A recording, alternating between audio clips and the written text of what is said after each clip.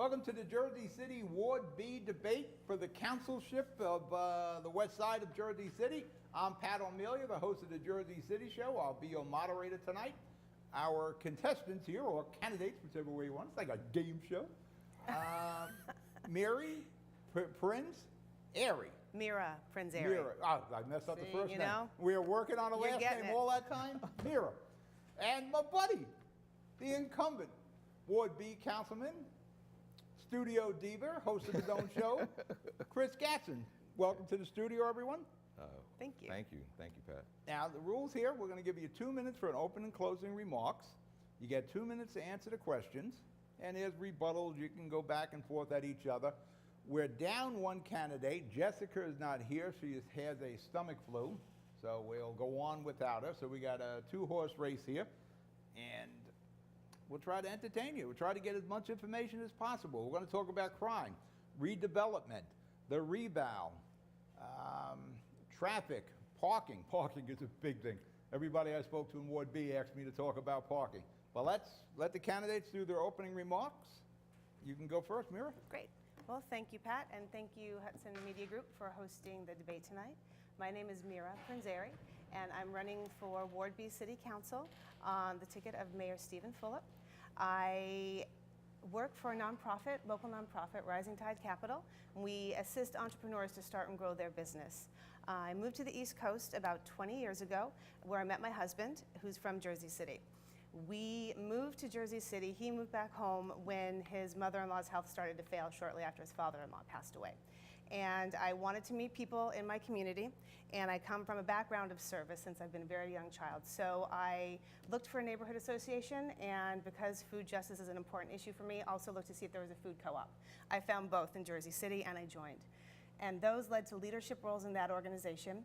That also led to leadership roles in other groups like the Jersey City Parks Coalition, the West Side Community Alliance, Liberty Humane Society, and the Keep Jersey City Beautiful organization, which is something that I'm very passionate about. So during that time, I've also served 2 terms as a committee person for my district, District 9 in Ward B. I went to, I'm a co-founder of West Side Arts and Music with my friend Gay Dunstan, and we just finished our 2nd season of free live music in Lincoln Park. I've also done work with Feed JC to do a 6-ward dinner series, and I've done a number of events throughout the West Side and throughout Jersey City. And you're running on? And I'm running on the ticket, the mayor's ticket. Steve No, Phillip? I said that first. Oh, did you? Yes, sir. That's the Steve Phillip part. Yes, sir. And your position on the ballot? Is 3C. 3C. Mr. Gatson.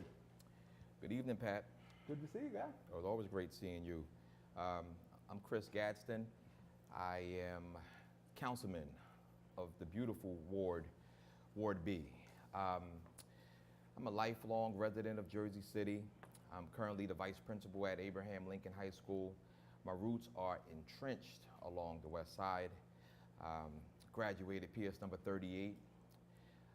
Graduate of Henry Snyder High School, and I'm also a graduate of 2 of the best universities on the west side. That's New Jersey City University, where I received my bachelor's in history and sociology, and St. Peter's, where I received my master's in administration and supervision. I am very active inside of the community. My life has been devoted to the community. Served over 20 years as an educator at NJCU with the College Bound Upward Bound program. Started as a teacher at PS number 12 school, and now I'm currently vice principal. I'm a part of various civic groups in Jersey City. I'm on the executive board of the NAACP, on the executive board of the North Jersey chapter of the National Action Network, part of many civic groups in Jersey City. One of my proudest is I'm a part of the Royal Men Foundation, whereas what I do is I advocate for those who don't have a voice. I was elected back in November because people love and enjoy an independent. They enjoy a person who's able to think independently but still have the interests of his people. And so that's why I'm here. I'm here because I rode in on a tidal wave of people wanting that type of leadership in Jersey City. I'm currently on Bill Massacutis' ticket, Team Massacutis. It's all about community, and my ballot position is 5C. Thank you. Thank you, Chris. Accomplishments. Now, Chris, it says right here, almost a year, Chris, that you've been a council person. Ooh. Right, the 26th of November? 21st, 21st, around there. November 21st. So when I phrase these questions, I'm going to ask you, what have you accomplished as really a civilian, a civic warrior, and you as a council person? What Okay. have you accomplished as a civic warrior here in Ward B? What can you hang your hat on? Some of the things that I can hang my hat on in Ward B. As a committee person, I've worked with my various council representatives to get streets on the repave list and to fill potholes. We've replaced signs where needed and basically helped with getting my residents and constituents information when they need it, who to call when the light goes out on your street, who to get in touch with if you need to have e-waste picked up. As I mentioned earlier, as a member of as board member of the Parks Coalition, I work with Friends of Audubon Park, and also I work with the Westside community in Lincoln Park. I'm the founder of the Farmers Market in Lincoln Park. I founded that with Jody Drennan and Charlene Burke. Also the founder with Gay Dunstan of Westside Arts and Music, and we bring live music to the ward. We started that 4 years ago with JC Friday events and have had 2 successful seasons in Lincoln Park. In addition to that, I have also worked with the city agencies, with the health department, and also with the parks department on legislation regarding farmers markets and also shade tree ordinance. Chris, what can you reach out and touch and say you accomplished? Oh man, Pat, it's been a ride. I can say that the last 11 months has really been, I'm gonna say, a learning experience and also one of the most fulfilling moments inside of my whole, career as a civil servant. My primary focus is being a legislator and being a fiscal manager of the budget. But I can say over the last 11 months, helping our constituents, being very responsive to various needs all throughout the ward. I've gotten to learn the various needs of the residents inside of Ward B, whether it be down on Culver and going all the way back to Marion, being very responsive in that regard. So there's a huge amount of issues dealing with quality of life initiatives that I've helped bring forth. I've helped to create more awareness around crime in certain areas. I work very well with the captain of the West and the South. I work very well with all the directors in city government. And our directors are some of the most responsive people that you will have ever met. So it's all about me learning about the needs of the community. But then also, I have the opportunity of just working in the community and seeing legislation being passed because of that civic input and because of the work that I do in the community. It was great to see the no-knock legislation being passed this year, stopping aggressive solicitation. It was great to see, it was great to be a part of the vote where we made Jersey City a sanctuary city. It was great to be a part of the vote where we tightened stricter, rent control laws here in Jersey City. It's just great to be a part of productive legislation that is going to help people either stay in Jersey City. It's great to be a part of just safety efforts, pedestrian calming mechanisms along West Side and Communipaw.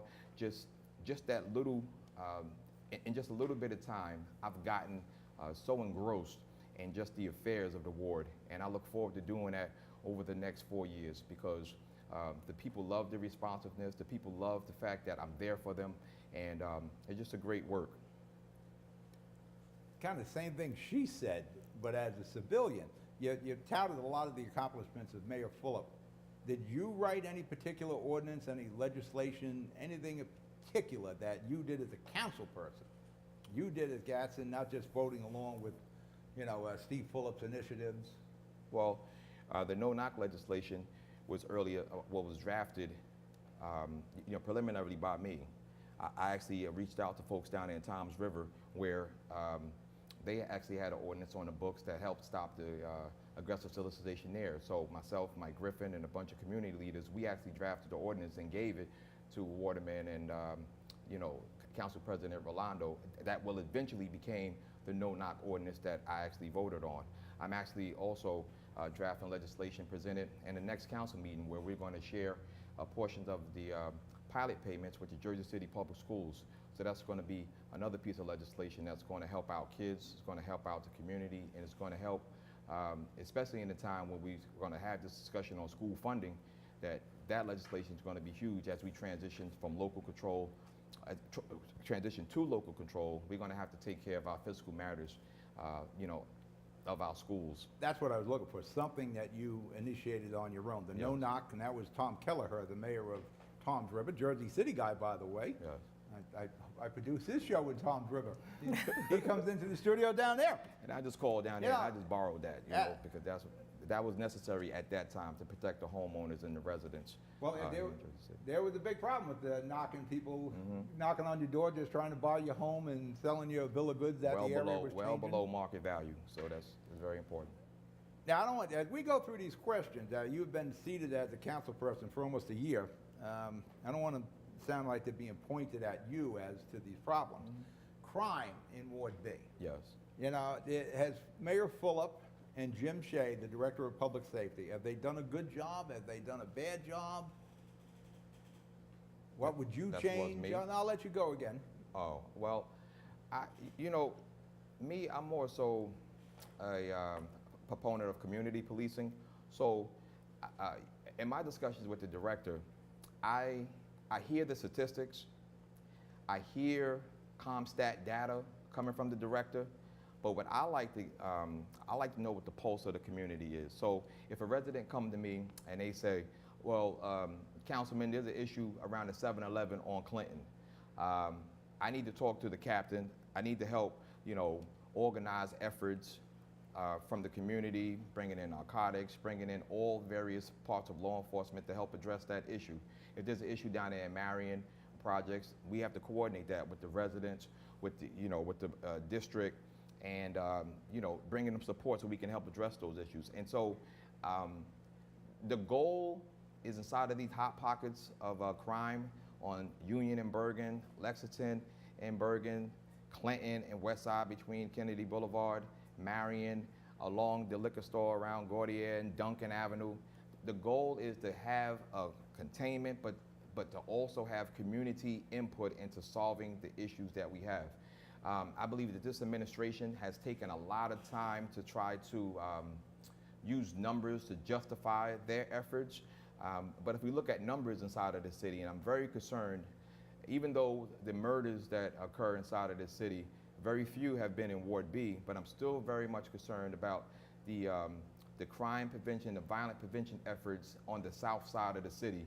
Whereas when you look at Hudson County, you look at a county that has 11 municipalities and townships, and you have almost entirely all the murders that are occurring inside of Hudson County happening between Montgomery and Curry Woods. So this administration has to take a more community-based approach. That's why I'm a big proponent of Cure Violence, where we start equipping folks to become violence interrupters, to become people who are immersed inside the community, to provide those types of But solutions. the question was, is Fulop and Shea doing a good job or a bad job? I think they could do a lot more with the community. All right, and in- one in question efforts of before we get to crime Miriam. prevention. What is community policing for Well, the uneducated here? Well, community policing to me is when all stakeholders in the community are actively engaged in solving the issues inside of that community, dealing with violence, dealing with just the crime inside of the area. And so inside of this ward, we need more neighborhood watches, we need more block associations to be more actively engaged with law enforcement to okay. address those issues Mary? in the community.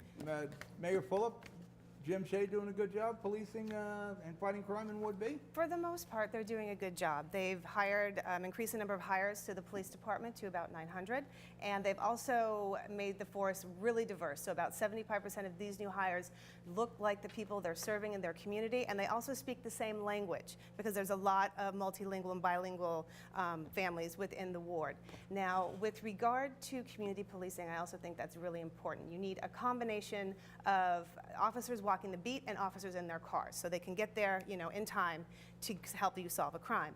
As a committee person and as the board member of my neighborhood association, I was an organizer of a block watch committee, and that helped us when we were working with the South District on an incident at a restaurant that was having an illegal nightclub upstairs. And there was a I know shooting. exactly where it was. But Yes, yes, yes. And there was a shooting there between that and another restaurant. Hookah So, restaurant. yeah.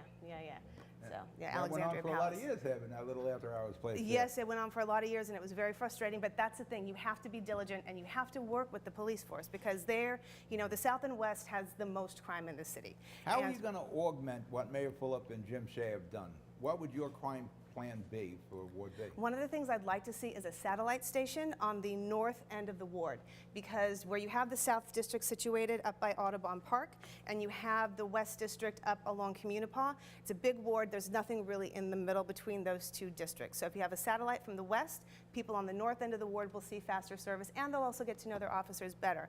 I also agree with Chris that we do need more public participation with regard to block watch groups and neighborhood associations, because that's key. We're the ones that are living here. We are the ones that are also the eyes and ears on the street. Unless there's a change in plan, Mm-hmm. isn't the Jersey City Police headquarters going down to the Marion Gardens into Ward B? That's the plan, but That's I'd the like to plan. see a satellite station before that happens. Are they working on it? Have they started outfitting Well, the building? Well, it's going back out to bid because, they didn't get the right proposal in to help, fix and revamp what the offices down there in the Marion Gardens. And then also, we still have a lot of things going on with, time sheets and with just a lot of other things going down there.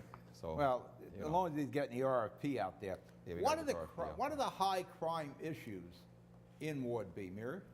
You have issues around, we don't have as many shootings as the south side of the ward, but you do have issues right now with people having things stolen off their porch. As Chris had mentioned, there's a 7-Eleven on Clinton and the Boulevard, and there's a lot of issues around there, and there's some talk about whether or not we should make it, reduce the hours of the business, so it's not 24 hours to help address that. Well, There's- 7-Eleven is 20. They're all Well, I know they're 24 24 hours, but again, working with the business to see how they can also help us in the community, because that's a serious hotspot. There's also, crime on Lexington between Bergen and the Boulevard, where there's drug dealing and the like. So, I mean, those are some of the issues that we have here in Ward B. Well, if we know these issues exist there in front of the 7-Eleven, Mm-hmm. why don't we just concentrate and chase them away Or they on a have. regular basis? Well, Oh, they it's- have. it's- I mean, because I was talking to Captain Vosis last night. They've been staking out the area for the past couple of weeks. They're monitoring it, and they're making arrests. And so the West has been very diligent in addressing the crime issues in these identified pockets. That's why by them doing that, you don't see the explosion and just the outbursts of crime spilling on different areas. You'll see people migrating, like the people over on Lexington, because they've been so concentrated in that area, move down to Clinton, and then because they're down on Clinton and Avenue outside of the 7-Eleven, you see them moving down along West Side, hanging out in front of another, liquor store. Inside of the ward, we have problems with loitering, we have problems with panhandling, we have problems with just people feeling as though, like, their space is being taken over by just as they would say, the element, and that is very problemsome to a lot of residents down in the West Side. But for the most part, the West Side, Ward B, is a residential ward that once we roll up our sleeves and handle our neighbors, correctly and effectively, it's a very, it's a great place to live. Development, oh, by the way, with Hudson County, there are 12 municipalities in Hudson County. 12, okay. You probably forgot East Newark. It's very easy East to do. Newark, yeah. It's yeah. small. Either that or Guttenberg, one of you can easily No, miss East, those two. East Newark. Development in Ward B. There are those who say that is the new Gold Coast. That Hackensack River can be the next Gold Coast like we had on the waterfront here. I don't know if we can handle any more prosperity that we had from the original Gold Coast. We want to repeat that again. As a council person, I'll let you go again, Mary. Okay. As a council person, if you're elected for serving the next 4 years, how would you protect Ward B and the West Side from overdevelopment, which is occurred here in Jersey City? We got a problem. The same way that I've been doing it as a community leader. I would make sure that there is representation of the community in all meetings with the developer, with the architects, and the like. We'd also want to have responsible development. There are great things, you know, you can develop, and there's a vacant lot that's up for development now along West Side just before Culver. And they didn't reach out to anybody in the community except to mail the letter because there was no strong community group there. So I think what needs to happen is there needs to be a coalition of leadership across Ward B that can sit and have that conversation, because it happens in other parts of the city, it happens downtown, it happens in the Heights, and it happens sometimes through the West Side Community Alliance for development in the middle of the ward, but that's not going to go all the way down to the river. And so I think with responsible development and working hand in hand with the developers to make sure that the community needs are met when it comes to negotiations for abatements and the like is really crucial to that kind of development in our ward. Abatements are coming, but Yeah. the concerns I get from the residents of Ward B, they're concerned about development of high-rises. Yep. They Yep. don't want to see, you know, We don't wanna lose- skyscrapers yeah, in yeah. Ward B. They brought up the cookie cutters, the cookie cutter homes, and that's going to become part of the Bayonne parking The when Bayonne we boxes, talk about yep, that. yep. Big box retail, there's a concern about that. I don't know where they're talking about putting big box retail. Probably there's And all the traffic this development creates. Right. How do you prevent this? How do you stop the high rise? If you got a vacant lot that one time had an apartment building with 6 units on it, and somebody's going to come in there now and use that same footprint and build, you know, 8 stories with 110 units in it, and there's all the traffic that's associated. How do you stop that? Because you got to live with the zoning you have. You have to live with the zoning you have, but you also have to work with the developers when they're asking for variances and to be really firm about it. And I think with regard to issues around parking and some of these issues that this kind of development creates, there are ways to solve that. You can, there was an express bus. Well, you may want to tell the rest of Jersey City because we all have an issue with this development. No, I know.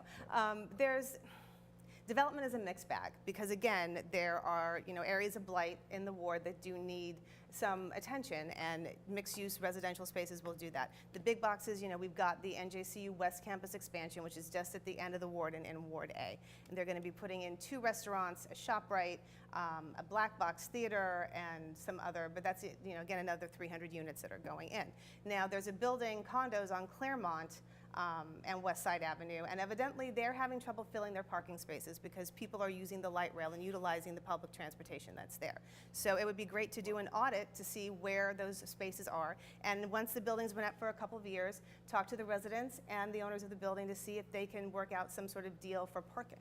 Well, when we get to the topics of parking here, there's some unused spaces in Ward B on There's the west plenty. side. Sure. I know Yeah. a lot of people are interested in that. Sure. You know, Me you too. got development.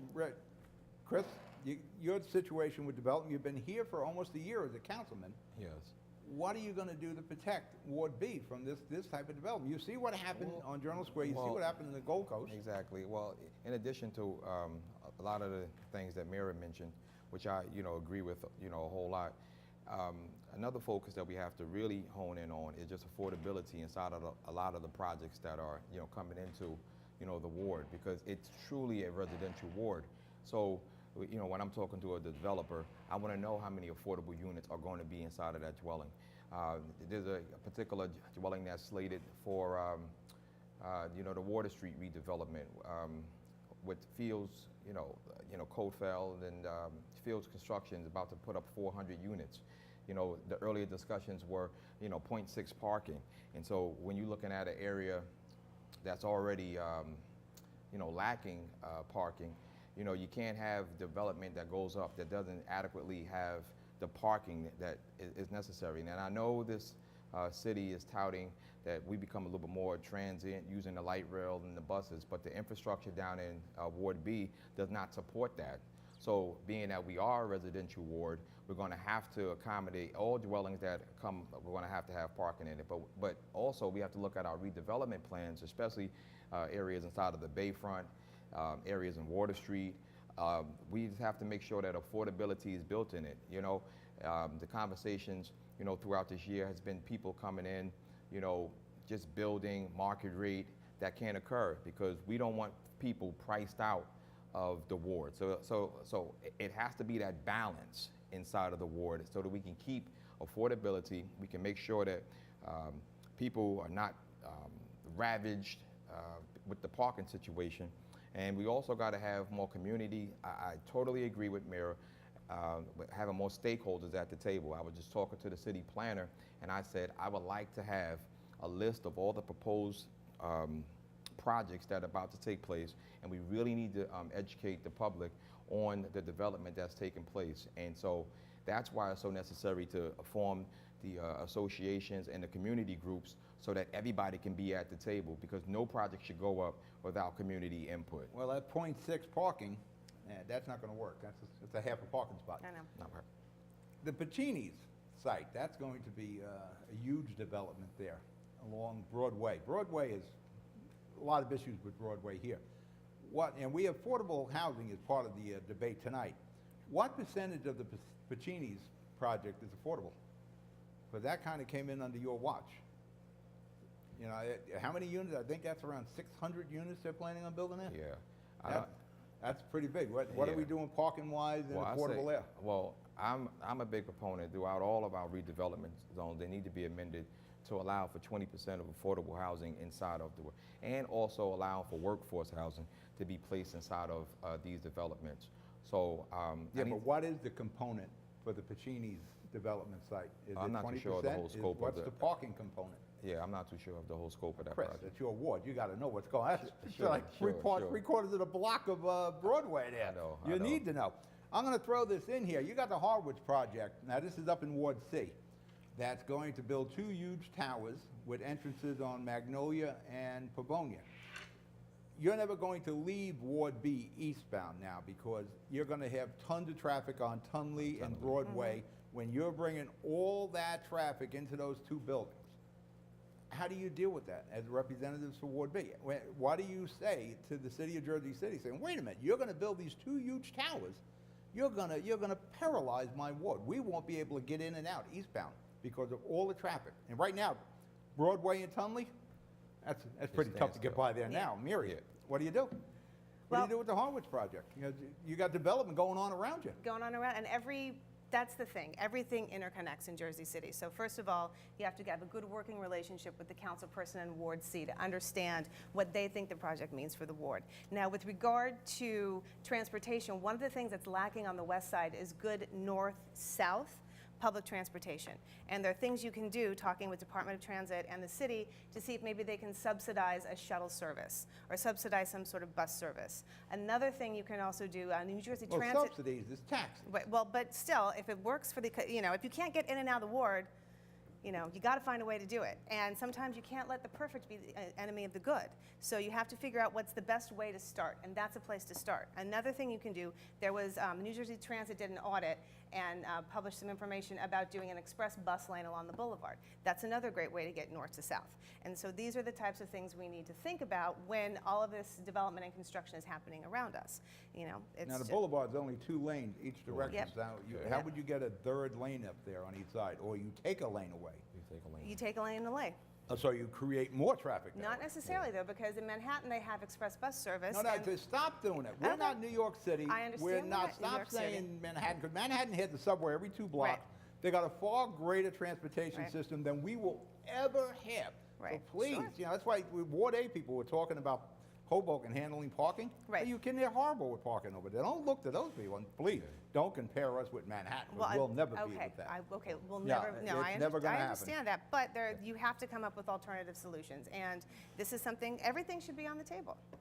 Well, we're Jersey So- City are car people. We need to be car friendly here. Yep. And that's obviously that's not in the plan for any developments being car friendly. .6 Yeah. parking spots. And that's why, we just had this conversation. I had this conversation with Rich, I guess 2 weeks ago when Rich at Borgiano. Borgiano, inside of the Journal Square redevelopment plan, they had a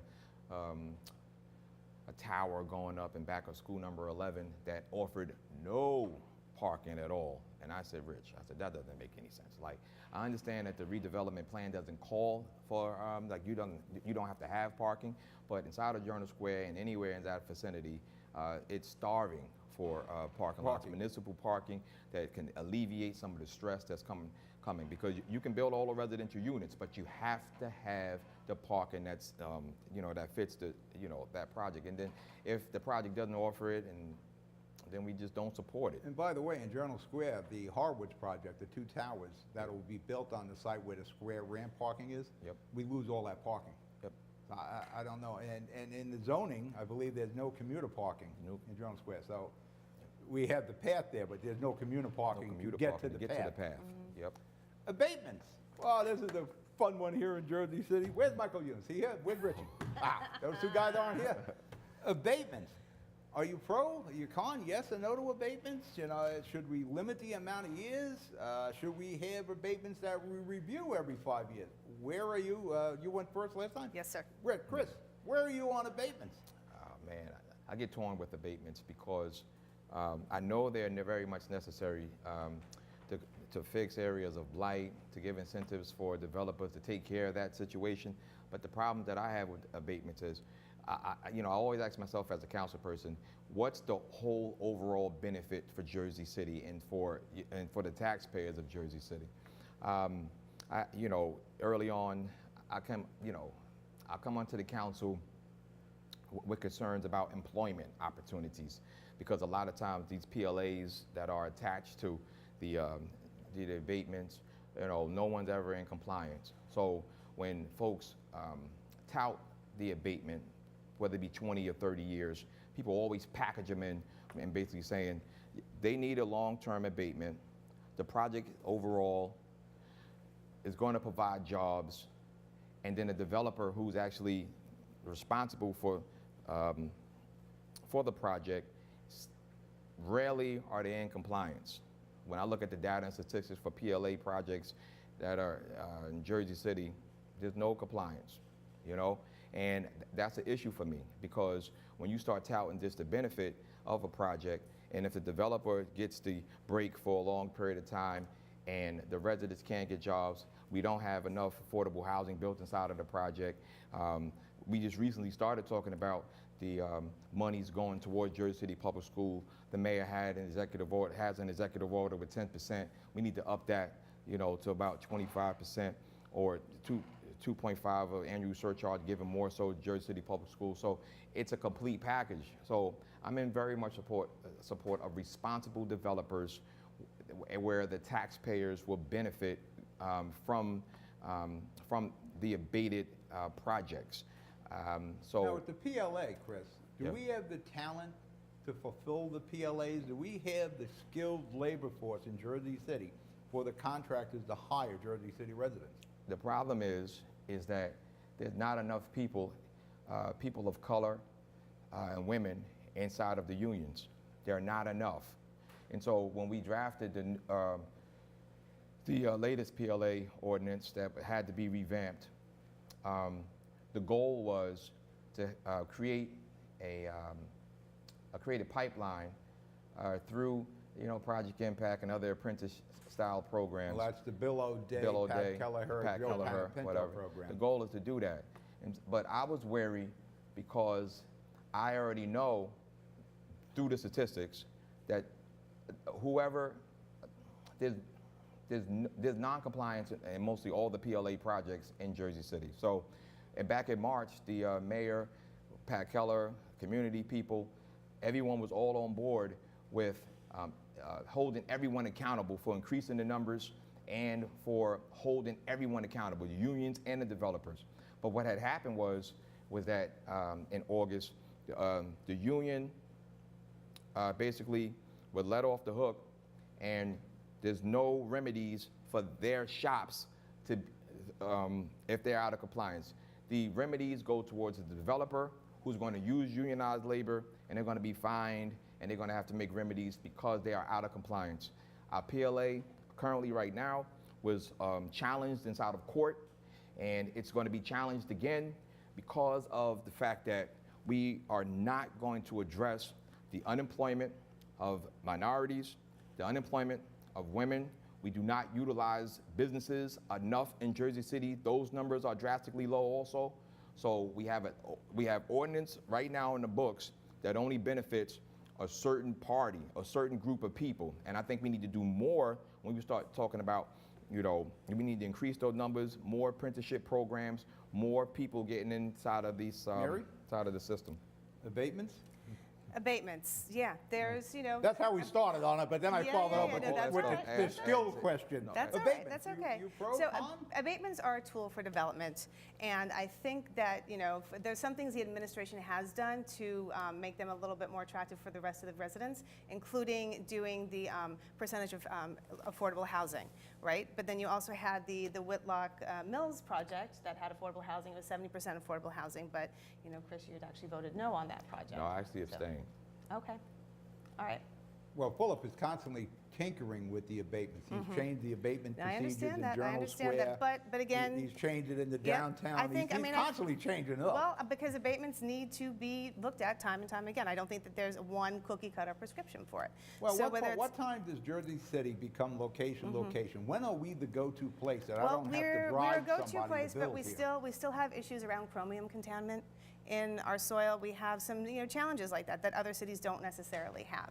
And I'm not going to do the New York thing. So anyway, so you have also money that can be set aside for affordable housing. You have money that could be set aside for public schools, but maybe the better answer to that to address some of the overcrowding and you know, poor facilities things is having them be capital projects instead of going into a general operating fund. Now, getting back So- to the abatements, we'll finish this segment out with abatement. Are you in favor of the 30-year? Do you think we need to give 30-year abatements out?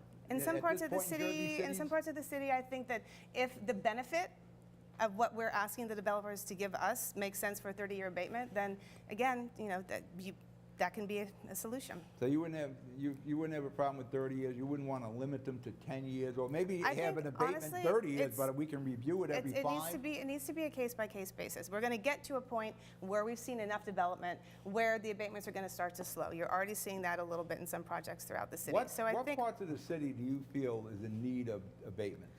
I think that right now it's still the south and west side of the city. You think the west side needs it?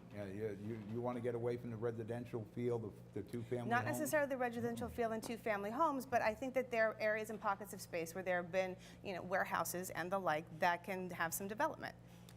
Now, we're going to talk about Ed Siegel's property. Do you both know the Ed Siegel property?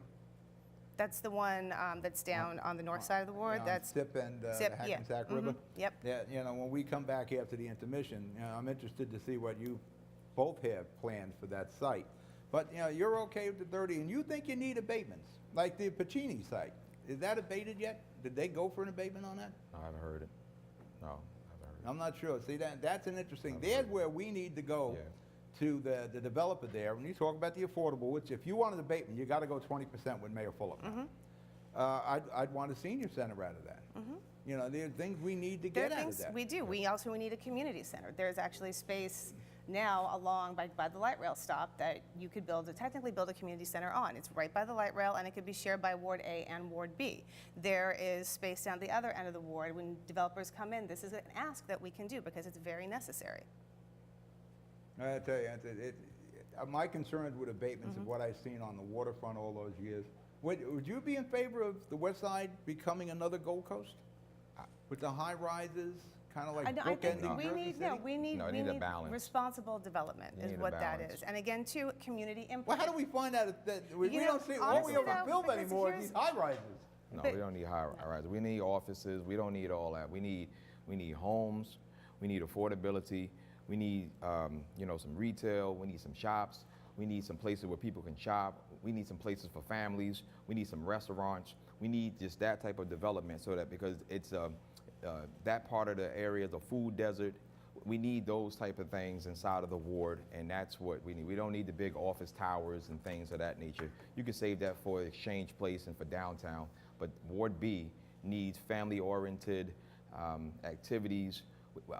Myself as a father, I don't have any place to go for my daughters. We go outside of the ward to have fun, and we need that inside of the Well, ward. we're going to break for intermission, and some of the topics we're going to come back with is parking in Ward B.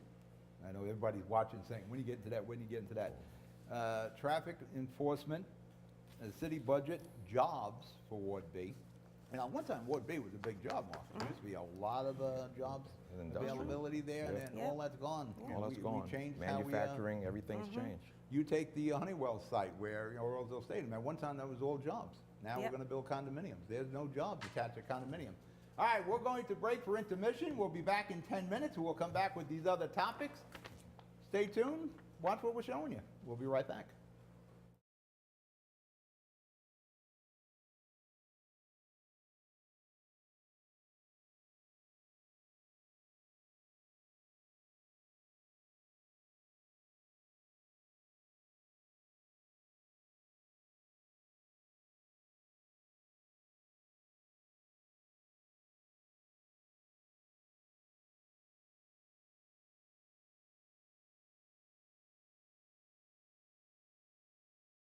Burns Brothers Memorials, Monuments, and Markers, 787 Tunley Avenue, Jersey City.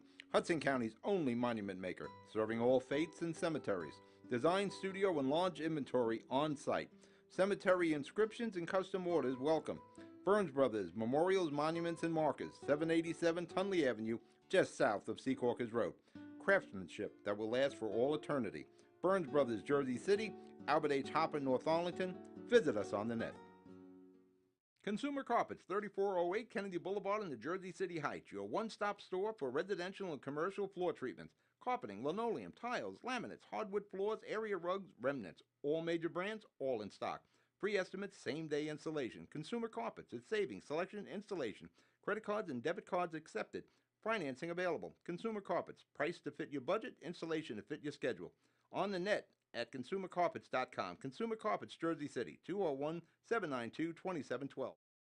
Good Friend Self-Storage in North Bergen, New Jersey is a fully climate-controlled facility equipped with state-of-the-art security, packing supplies, a Refer Friend program, and multiple loading docks convenient for commercial use. Located just off of Route 3 at 4301 Tunnelly Avenue, Route 1 and 9. Call 201-867-2444 or visit us on the web today. Good Friend Self-Storage. Let us be your good friend. Introducing the MyJCMC app, powered by Practice Unite. The free MyJCMC app puts the power of healthcare at your fingertips. Go to the concierge for access to referrals, scheduling, and appointments, see emergency room wait times, and get directions to Jersey City Medical Center health locations. Read the latest JCMC news through their social media feed, find a doctor, and more. The MyJCMC app. We belong to you. It takes more than a state-of-the-art medical facility to make a great hospital. It takes a team of dedicated medical professionals. That's the Jersey City Medical Center, Hudson County's #1 hospital. Medical teams consisting of New Jersey's top doctors, Magnet Award-winning nurses, and accomplished hospital associates, all committed to your good health. That's what you have at the Jersey City Medical Center. Make Hudson County's #1 hospital your first choice. Visit us on the web at barnabashealth.org. Meineke Car Care, conveniently located at 700 Tunnelly Avenue, Jersey City, half a mile north of County Road. Meineke bumper-to-bumper car care. Brakes, exhaust, oil change, wheel alignments, batteries, CV joints, and so much more. First-rate service at a price you can afford. All major cards accepted. Apply for a Meineke card. Meineke, Jersey City. Stop by and let Sammy check your brakes for free. Newport, the luxury waterfront community on the Hudson River, offers the quality of life you deserve in 10 high-rise rental towers with amenities such as the on-site Newport Path subway, light rail and ferry service, Newport Town Square, 3 playgrounds, dog run, upscale restaurants, retail giants like Sears, JCPenney, Macy's, and Target. Morton Williams Supermarket is just outside your front door. A health and fitness club, spa, skating rink, and medical facilities are also on site. NewportNJ.com. Enjoy the New York skyline from Newport Town Square. Manhattan is just one path stop away or quick ride through the Holland Tunnel. Nursery and private elementary schools all on site. 12-screen movie theater at the Newport Center Mall. Want to visit Newport? Stay at the Westin or Marriott Hotel. Go to NewportNJ.com for details. Newport has luxurious towers, great restaurants, shopping, New York skyline views, schools, playgrounds, a marina and yacht club, gym, spa, fine wine, fine living. It's incredible. It's you. NewportNJ.com. Newport. Live like you want. Pen & Pinto Properties, Jersey City. Shaping the workplace with state-of-the-art office spaces that address your company desires. Building residences that define your home environment. Adjacent to all modes of transportation with on-site parking available. The right address, the right lease. Call 201-521-9000 or visit online at penandpintoproperties.com. Pan and Pencil Properties, building Jersey City for everyone. Plaza Auto Body, 700 Tunley Avenue in Jersey City. Your local collision specialist. Body and fender repair. On-site oven-baked paintwork. Fiberglass repair experts. Custom and classic car restoration. All insurance is welcome. 24-hour towing available. Licensed by the state of New Jersey. Plaza Auto Body, 700 Tunley Avenue, 201-222-3050. Plaza Auto Body, your bumper-to-bumper buddy. Rama Jewelers, located in the Lyndhurst Shopping Center at 413 Valley Brook Avenue, Lyndhurst. Come for all your jeweler needs at Rama Jewelers, where you will find a fine selection of necklaces, earrings, rings, and bracelets. Choose from one of our complete sets, our many signature items, or find the perfect engagement ring. Come on down. That's Rama Jewelers at 413 Valley Brook Ave, Lyndhurst. Call 201-939-5784 or visit us online today. Pan and Pencil Properties, Jersey City. Shaping the workplace with state-of-the-art office spaces that address your company desires. Building residences that define your home environment. Adjacent to all modes of transportation with on-site parking available. The right address, the right lease. Call 201-521-9000 or visit online at panandpencilproperties.com. Pan and Pencil Properties, building Jersey City for everyone. Burns Brothers Memorials, Monuments, and Markers, 787 Tunley Avenue, Jersey City. Hudson County's only monument maker, serving all faiths and cemeteries. Design, studio, and large inventory on site. Cemetery inscriptions and custom orders welcome. Burns Brothers Memorials, Monuments, and Markers, 787 Tunley Avenue, just south of Secaucus Road. Craftsmanship that will last for all eternity. Burns Brothers, Jersey City, Albert H. Hopper, North Arlington. Visit us on the net. Consumer Carpets, 3408 Kennedy Boulevard in the Jersey City Heights, your one-stop store for residential and commercial floor treatments, carpeting, linoleum, tiles, laminates, hardwood floors, area rugs, remnants, all major brands, all in stock. Free estimates, same-day installation. Consumer Carpets, it's savings, selection, installation, credit cards and debit cards accepted, financing available. Consumer Carpets, price to fit your budget, installation to fit your schedule. On the net at consumercarpets.com. Consumer Carpets, Jersey City, 201-792-2712. Good Friend Self-Storage in North Bergen, New Jersey is a fully climate-controlled facility equipped with state-of-the-art security, packing supplies, a Refer Friend program, and multiple loading docks convenient for commercial use. Located just off of Route 3 at 4301 Tunnelly Avenue, Route 1 and 9. Call 201-867-2444 or visit us on the web today. Good Friend Self-Storage. Let us be your good friend. Introducing the MyJCMC app, powered by Practice Unite. The free MyJCMC app puts the power of healthcare at your fingertips. Go to the concierge for access to referrals, scheduling, and appointments, see emergency room wait times, and get directions to Jersey City Medical Center health locations. Read the latest JCMC news through their social media feed, find a doctor, and more. The MyJCMC app. We belong to you. It takes more than a state-of-the-art medical facility to make a great hospital. It takes a team of dedicated medical professionals.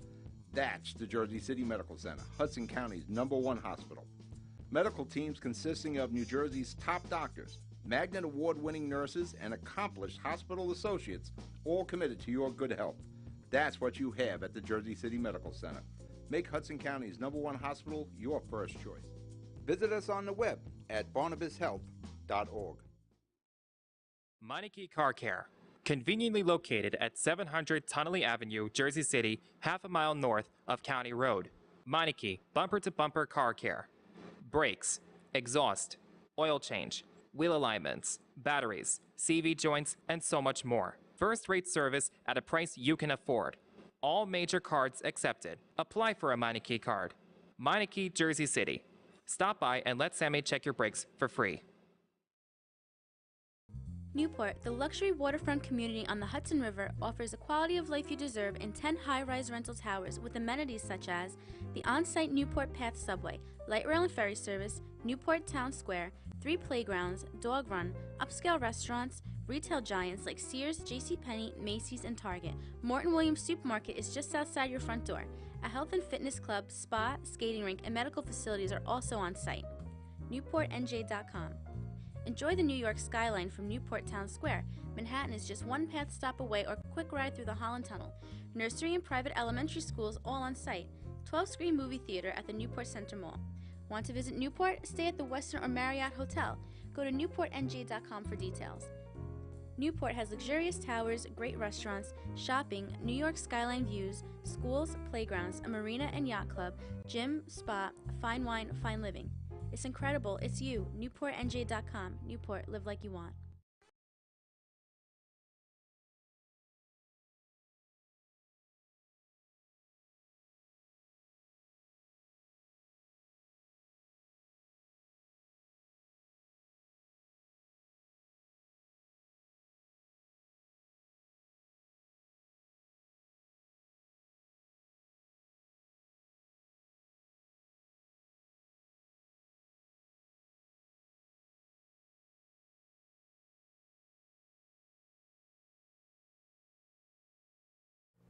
We're back. You're watching the Jersey City Ward B Council debate. Unfortunately, Jessica's not here. She had a stomach virus, but we have Mary and Chris Gatson as our representatives for the election. I'm Pat O'Meara. I'm the host of the Jersey City Show. This debate will go on until 7:30 tonight. I want to thank the people at Comcast Channel 190 and everybody from live stream and Facebook and all that for watching the show. We're going to pick up with our questions. And who went first time? Was it Chris went first? Okay, so we're going with Miri. Oh, it's Mira, not Mira. We had a hard time with your last name. Now we're getting your first name right. Mira. I've been little, so, you know. Parking. Yes. Now the people in Ward B are going, yeah, now you got it, baby. Say it. Parking in Ward B. You want to talk about a stressed section of Jersey City. It rivals or may surpass the problems we have in the Heights parking. And our problems in the Heights are very similar to yours. One of our biggest issues in the Heights are the cookie cutter homes being built, with the garages and the cutaways in the into the curb cuts. Now, we come home after 5, 6 o'clock. You're lucky you find a spot. You talk about neighborhood watch. We're doing it.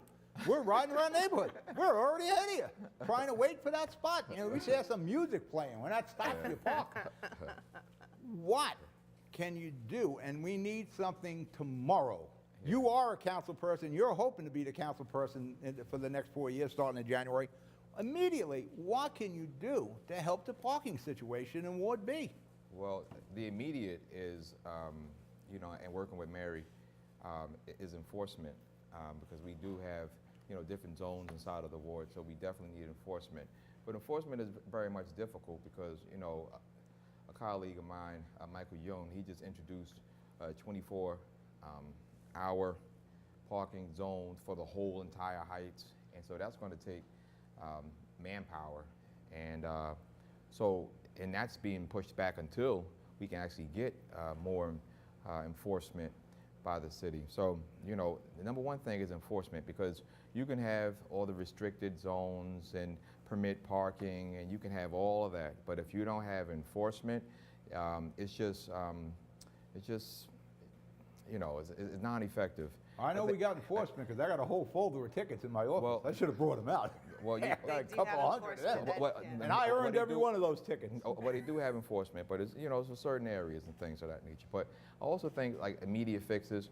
One of the things that I like to do going into the next 4 years is actually get an assessment of the properties that we actually have inside of Ward B, whereas we can develop municipal parking. We can actually have more lots for residents.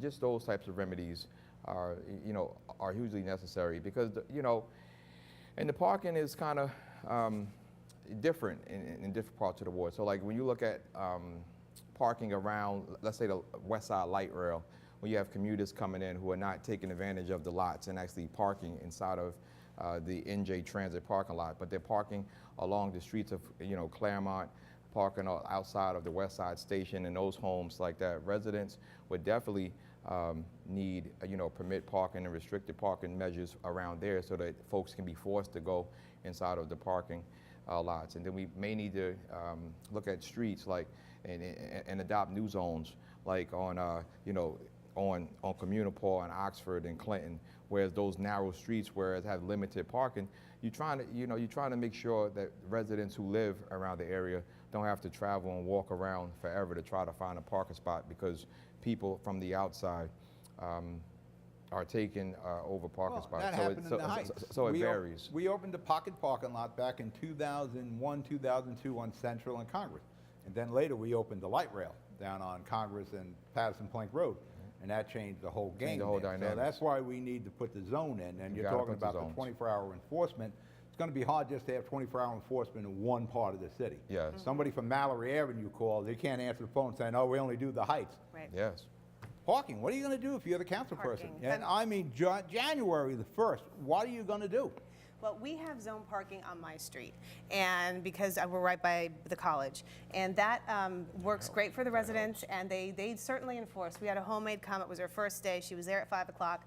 5:30, she was booted and ticketed. So If they. you're in the college area, Yeah. university, College, yes. yeah, Yeah, there's Around enforcement. St. There's Peter's enforcement. and NJCU. Exactly, and the Yep. St. Peter's thing is new also. That was just the last couple of years. But I think permit parking is a great idea. That might help remedy some of the issues of people coming and parking their cars that don't live in the neighborhood. I think, like I'd said before, there should be an audit of the buildings that are done to see how much parking is being used in those buildings and see if we can work out some sort of a deal with the building owners to have indoor parking for the residents that are along those blocks.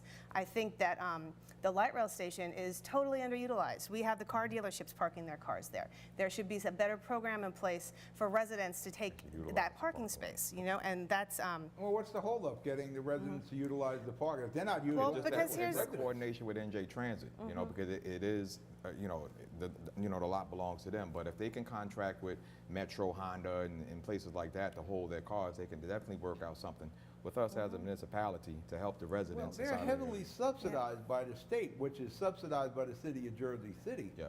We should be able to sit down and say, listen, Oh, we yeah. want some parking there. Yep. We talk about the cookie cutters when we were talking about development. Somebody buys a home, knocks it down, builds a two-family, which is usually a quick, with the bonus apartment, which becomes an illegal Illegal. oh, three-family. and that's a whole other thing. Yeah. They get a driveway and a garage. Now, the guy next door who's lived there for 30 years, he's not going to knock down his house. He would like a parking spot. Why can't we do something parking in front of that guy's house, at least at night? And I realize it takes a spot away, but at least that guy owns the house. At least he has some claim to it. Well, Park his car in the street. Chico was brave enough to introduce. Oh, yeah, Chico was champion this at one time. He was definitely champion that, a while ago. So, we have to look at that, and so. Well, I'm going to tell you, as council people, and you get it now, Chris, they're going to come after you about parking. It's as bad and would be in the west side as it is in the Heights, and I understand it completely. And you guys, what Chris was talking, we were talking during the intermission, those pocket parking lots. You've got to have buildings that are boarded up that you can knock down. And because the parking lots are very much important, especially when you start talking about West Side also being, a commercial business, corridor where people can actually shop. Like, you can't open up a restaurant along West Side because people just can't park, So we're going to have to increase the amount of parking spaces that we provide as a city to that, that corridor. Well, that hurts the commerce on West Side Avenue. People can't enjoy the stores on West Side Avenue if they can't park. You can't park. You can't park there. Yep. So I know that there's so talk not just about the residents, it's also bringing an for the SID there businesses too. Yes. onto West Side Avenue, which I Yep. think is a great idea. Yep. Have to see what happens when Phil Murphy becomes the governor. Oh, Yep. prediction! Phil Murphy becomes the governor of New Jersey if he can get the SIDs back to municipal control. Yes. But something has to be done. Now let's talk about a little parking and traffic again. You got some real traffic issues in Ward B, in particular Broadway. I avoid Broadway as much as I can, whatever Yeah. direction it is. Yeah, we take Whether Seaforth Road. if I'm going east, I can't make the left onto Tunley Avenue because people are making a left from the right lane. Everything merges. The Indian Square's got it all back. It's terrible. Then when I go the other way down by Wales and Dales Avenue, people are making a left trying to get around the traffic stop, the bottleneck that's over at the Blakesley Monument there, which I dedicated, by the way, back in 2005.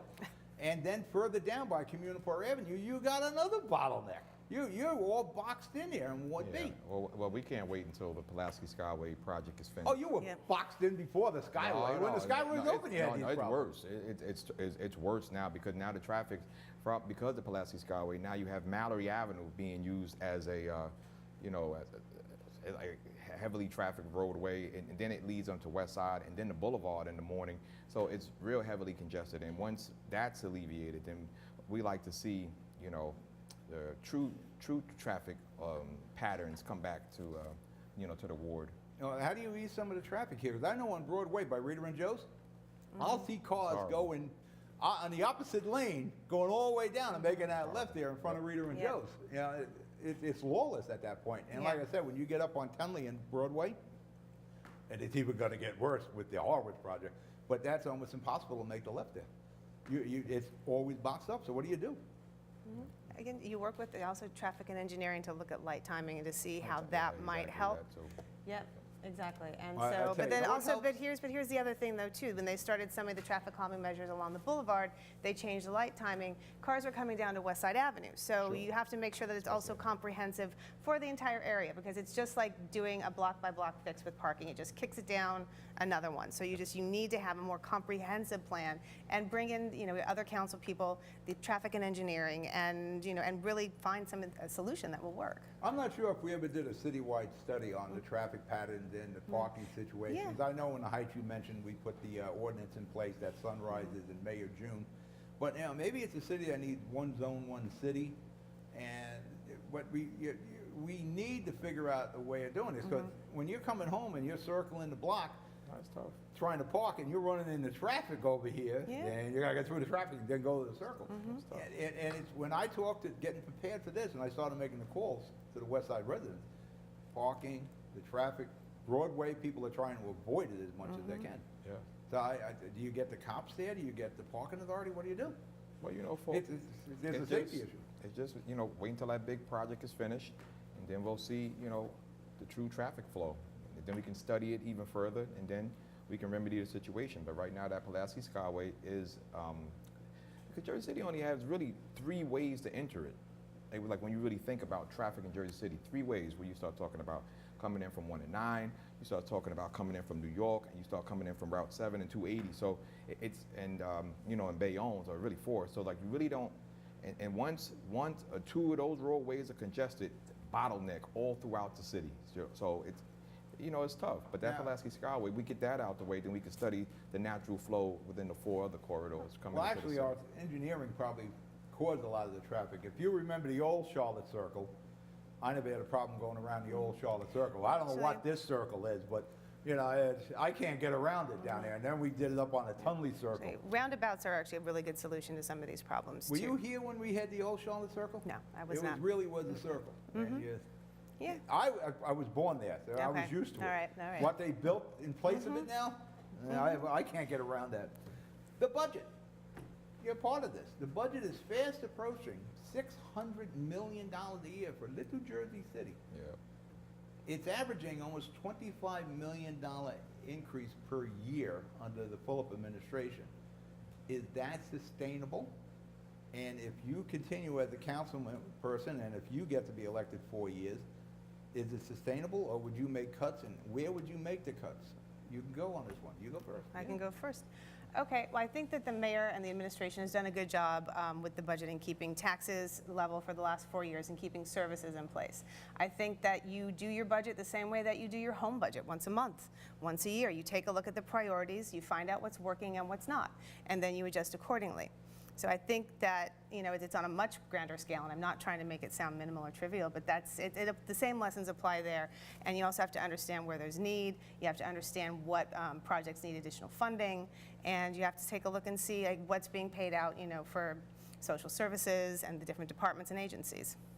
Well, I know about 75% of my budget is police and fire. Police and fire, yep. So I don't know how you guys get a handle on that.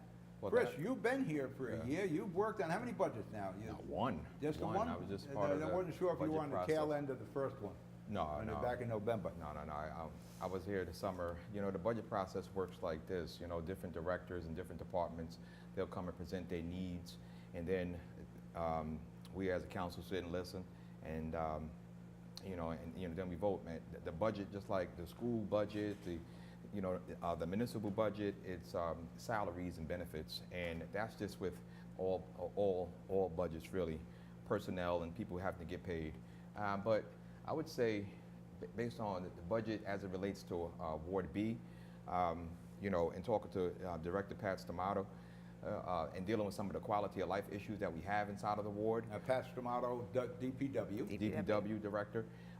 When you look at like Union City, who's just a fraction of the size of Jersey City, spending $3 million on just cleaning up the neighborhood. Union City looks immaculate at times, but Jersey City, we just recently fought to increase the budget from $400,000 to $1.2 million so that we can take care and clean up the, Jersey City, and that's going to have an effect along the west side when you start seeing those gentlemen and women out there who are actually cleaning up and just giving the neighborhood a better feel.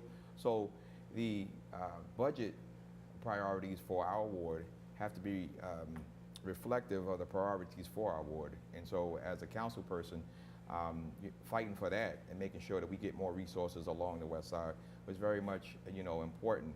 And then also when you start talking about just me personally, the students being engaged and seeing that the city is making more of a commitment to actually recreational opportunities for students, partnering more so with the schools to make sure that these things get done, is hugely important. And there's going to have to be more cooperation with the schools because our budget needs are going to change over the next 5 to 10 years because we're going to have to take more control of paying for our schools. So right now we're paying for personnel, but over the next 4 years, the conversation is going to be how are we going to fund our schools? And so that's why it's hugely important for us to start engaging in that conversation with the different stakeholders. And that's one hell of a budget. That's more that's of a gonna be budget huge. for That's the more schools than the than schools, the city. that's gonna be huge. I think it's around 700 million or something. That's six. And fortunately, right now, we're an Abbott district, and that gets into Well, question too. Well, Pat, like we're not necessarily Abbott no more because of the new school funding formula is asking us to asks 2 important questions.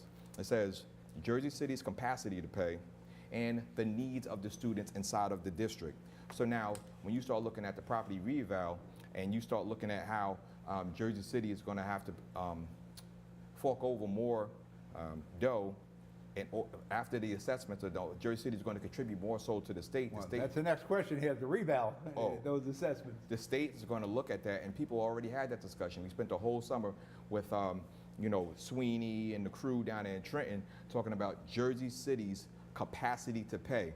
And whereas on the table was about $100 million about to be cut, they all negotiated with Christie, making sure he get his opioid legislation passed. He's dropped down to $8.5 million. So now, this conversation coming up, we just had a conversation with the police contracts, but now we got the teachers contract on the table, and then now, we're going to have Jersey City public schools being cut. Again, is the city willing to help absorb some of that cost because that's coming down the pipe, later on. Well, that's the That's pocketbooks of the property owners here. We're going to have to come up with that money. Oh, yeah. Or the people paying the tickets or the fees. Water, tickets. So you feel the budget's sustainable the way it is, 600 coming up on 600 million. I think that it's sustainable. It's going to be more sustainable once a lot of these projects, whatever, start paying their fair share. A lot of these tax abatements and that's why, expire.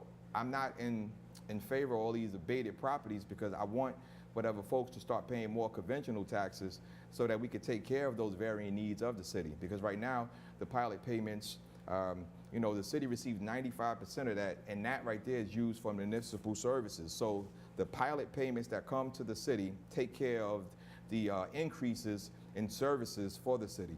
But moving forward, we're going to have to have more conventional taxes where the city gets a portion, and the schools are going to have to get more monies down the road. Well, So you that's why- mentioned the abatements, the ones that are expiring. Yeah. But we're replacing them with a new abatement. I You know. take the tower project on Pavonia and Summit. Yeah. When those 3 towers are done, and they're 30 years in abatements, there's going to be thousands and thousands of people living there. We'll need more cops. We'll need more schools. Well, see, that's and now the we have thing. to come up with money to pay for that. So now we have this abated money, and now the police force increased over 200 with the uses of grants and additional funding to help do that.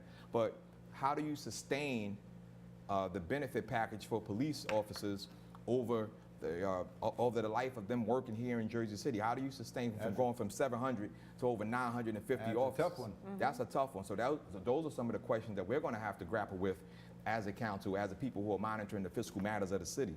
That's a tough one when you're dealing with the police and fire. Oh, yeah. It's hard to take a stand against them. And Mayor Fulop was just successful in arbitration, where he kept some costs down. But, you know, it's hard to turn around to your police and fire and Well, say, it's "Oh, hard we can't give because, you that." you know, when you start talking about salary, you have to find that balance. Is it necessary to pay whatever a cop starting off to protecting and serving the city $37,000? You know, well less than, you know, I mean, that's $20 an hour. That's right there above Yeah. the city's minimum wage for municipal workers. Not many jobs you get shot at for $20 an You hour. understand what I'm saying? So, like, we're gonna have to prioritize The that. reval. What do you think about this, Mira? Reval. What is your Ward B in Ward- the West yep. Side? Boy, I tell you, that's in the crosshairs of the reval because you got a lot of old-time Yep. homeowners there Yep. whose home hasn't been assessed, and no fault of their own, since what, 1987? Yep. Since Jerry McCann was the mayor, is that it? 89. Yep. Whoa, that's a long time. So how do we protect the seniors and the disabled? How do we protect the renters? Well, the seniors and disabled, there's a senior freeze, and that Couple days. Yep, the deadline was extended to October 18th. You so know how it's, much the senior freeze represents? Like $200 a year. yeah, I know. You're but it's- talking, some of these property Yep. taxes are going to But skyrocket. there's also going to be adjustments too, because for example, I know what the value is of my house in Jersey City versus what the value is in the house of another, you know, in the Heights, for example, and I know what we pay in property taxes and I know what they pay. So there's going to be some shifting, but there's got to be some programs in place. So senior freeze and disabled freeze is one of them. That expires on, or the deadline is October 18th. Then you can also work with pro bono lawyers to give people advice on what they can do to protect themselves. Other cities have done amnesty programs, which I think was something that we might want to consider here. I know Newark had one for just property taxes in general last year.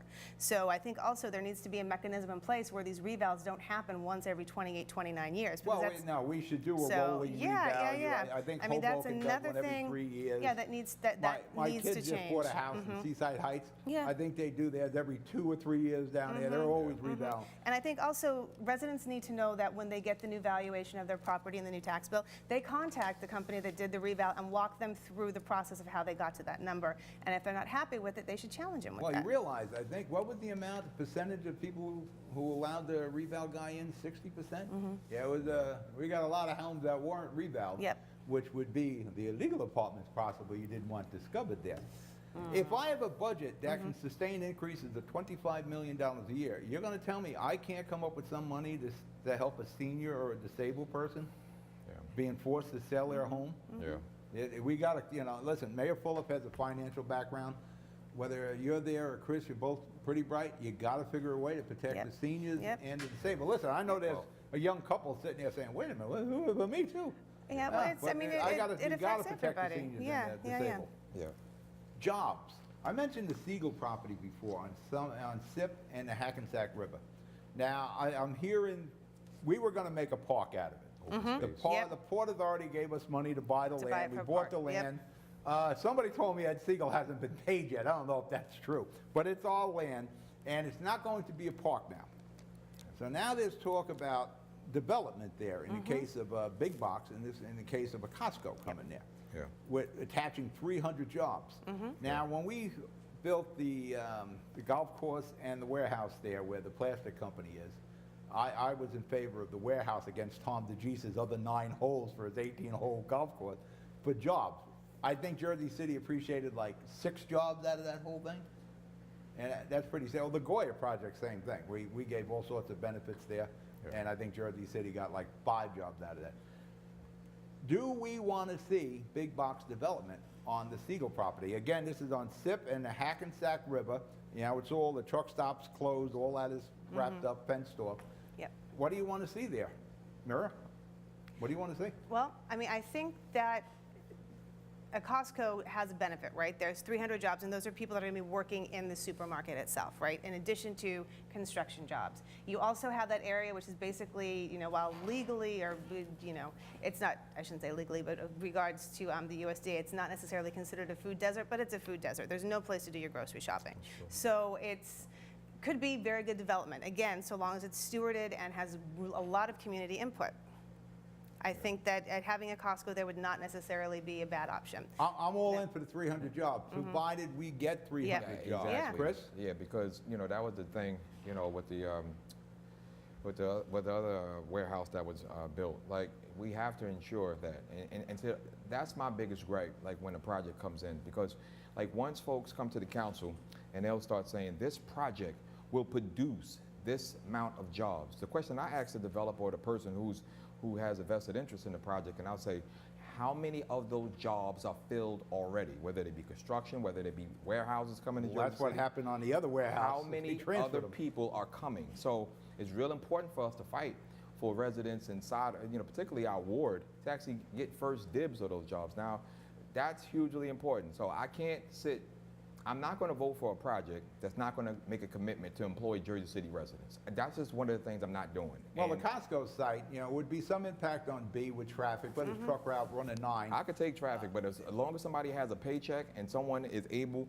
to, not just work inside of the Costco, but to actually have a hand in actually building it. So building it and then post-construction jobs, because that's what, they always come to the council with construction and post. And then we as a city, we don't even monitor the post. Like, I've asked the compliance officer, not just for the PICA statistics for projects under $25 million, not for just the PLA, but I asked for post-construction jobs. And I want a list of those over the last 2 years. Well, you're going to be surprised. 2 years, and how many residents are from Jersey City actually employed because of these projects? Because they get millions of dollars in tax breaks. Well, And- one of our problems, Jersey City employment and training. Are you aware of that division? Oh, Do we train train Jersey City see- people to intersect when these jobs get See, here? Pat- I can bring jobs, but if I don't have the talent to fill the jobs, But see, then they're Pat, going to get them elsewhere. that's been my discussion since I've arrived on the council. It's been my discussion. I've sat and talked to Reverend. Jump in any time you want. Yeah, okay, all right. Yeah, hop in Okay. there. Hop in. All right. We got about 12 minutes. 12 minutes. Jump Okay. in. All I mean, right. that's the conversation that I had when I first came into office, and I've asked the Reverend. I said, listen, what type of training do you provide for construction, for just the jobs that are available inside of Jersey City? And it's not being done. The manpower is just low, right? And we haven't created the pipeline. My biggest hope with the PLA ordinance was that, because there was in the original legislation, it said that a developer and the union will pay remedies because they were out of compliance, and then that money would have gone into employment and training, whether it be through an apprentice program or through JSEP. And that's not occurring. And I was hoping that we modeled what Newark does. When Newark gets money from a developer who's out of compliance, you see Ross Baraka, he's out there in trucks with job applications. He's actually holding training programs all throughout Newark, and he is actually funneling those trained people into positions inside of Newark. And the city has to make a commitment in doing that. Now, we have the structure in place, but we don't have the manpower, and we don't have the concerted effort to help train up our residents to make sure that they are gainfully employed at $15 an hour, because we tout the, it's a big thing. Now listen, $15 an hour isn't bad to start off. It's No, not bad. But if we don't have the jobs that will help support $15, Now listen, if I don't have the skill to occupy those jobs, I'm not you going need to to get them train. either. You need No, to train. training, you need the training. And one of the things too with the PLAs is that it's the developer, the contractor, and the unions, right? Then you have the Project Impact Program, and that provides training. It helps people with the testing, get them in there.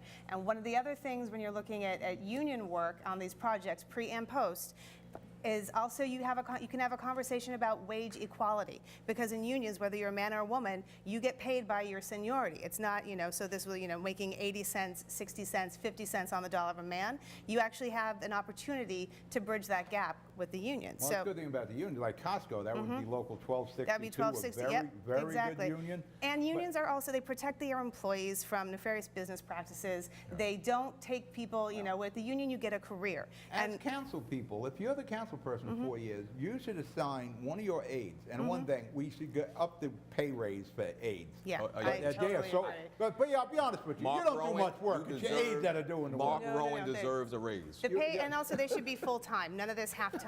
Every development project in your None of ward, it. I wouldn't depend on City Hall. I'm monitoring this now. I want to know. I'm going to tell you, the secret of Nick Sacco and Brian Stack? If there's jobs in those cities, believe me, there's a phone call at that city hall or from that city hall saying, Yep. we got some people looking for work. You know, and again, Affordable too, housing. okay. Affordable housing. Do you need it in Ward B? Oh, yeah. Where would you put it in Ward B, and how would you pay for it? Go. Affordable housing is needed in Ward B. It's needed throughout the city, and that can be a mix of low, moderate, and also workforce housing. There are, you know, making sure that there's strong compliance with the any abatements and pilots, whether it's 80-20. I would actually suggest maybe going up to 40% and see if we can do something like that. I think also when you have these abated properties that are still, you know, their abatement cycle's closing out, and those affordable properties come to market value, there should be protection in that as well. Chris, we got to go rapid fire. Go ahead. I'll go rapid Affordable housing in, Oh, wait a in minute. Ward B. Do we need it? Where would you put it, and how do you pay for it? I mean, we sorely need it. I would go 20% in various areas. The Bayfront has to have affordable housing in it. All the, you know, and also I'm looking into, you know, community, you know, land trust. Whereas right now we talk about affordable housing for the life of the abatement, but after the abatement is over, the affordability is over.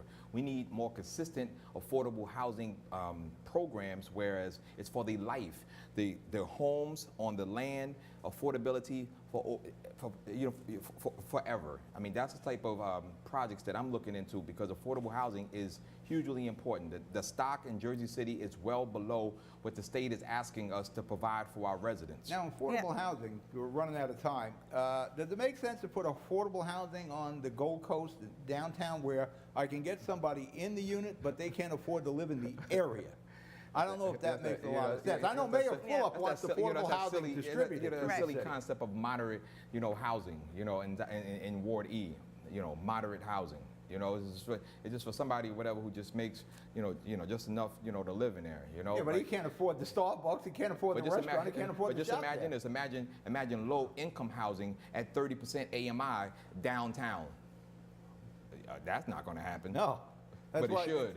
That's why I can It see. should. I know what Mayor Fulop wants to 30% shouldn't accomplish, be in Ward F. but I could see moving the affordable housing in other parts of B and C, that And sort there's of other thing. examples with things that they're doing in Newark and things that they're doing with the Kearney Point project that we should be looking at Yes. to see how effective they are and see how that can benefit our residents. I know Jersey City Together did a great job with getting both mayoral candidates to agree to take the Bayfront and the PPG site and get with the developer that did the Kearney Point and talk about how they were able to make that affordable, not only for homeowners or for, you know, residents and renters, but also for businesses. They have a great business incubator there at Kearney Point as well.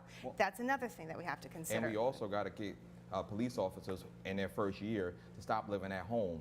We need more homes for police officers, workforce housing for teachers, and building, like, you know, teacher villages that other communities all throughout New Jersey are actually building for their professional people to actually have a vested interest inside of the city. You can't say, please live in Jersey City if you don't provide the housing that's necessary for, you know, that workforce. There's also other things you can do with regard to the police department, and this, I think, sort of ties back into community policing, because we want them to live in our neighborhoods. We want them to be part of our events. This is something that we do pretty successfully, having them come to park events and the farmers market and some of the festivals we have, not to police, but just to sort of hang out and get to know your neighbors. If you to work on some sort of grant program where police officers that are coming onto the force can get, say, a certain amount of money in grants, and then the stipulation would be that they have to live there over the course of 8-10 years. If they leave before then, it's not a hardship issue. They would, you know, have to pay that back. So that way they have incentive to stay in the neighborhoods, and you also solve a problem with the affordable housing. So Before we get to closing remarks, I have to ask this question from the Jersey City Arts Council. They'll X me out over there. Do you believe we should fund the arts as a tax? Should we take tax money and fund the arts? I think that funding of the arts is important if we're going to be the best mid-sized city in the United States. It is an important component, not only culturally, but also from an education standpoint, because kids learn differently. Sometimes, you know, you're not going to go play sports. You're going to go into band. You're going to go, you know, be a painter. You're going to be a writer.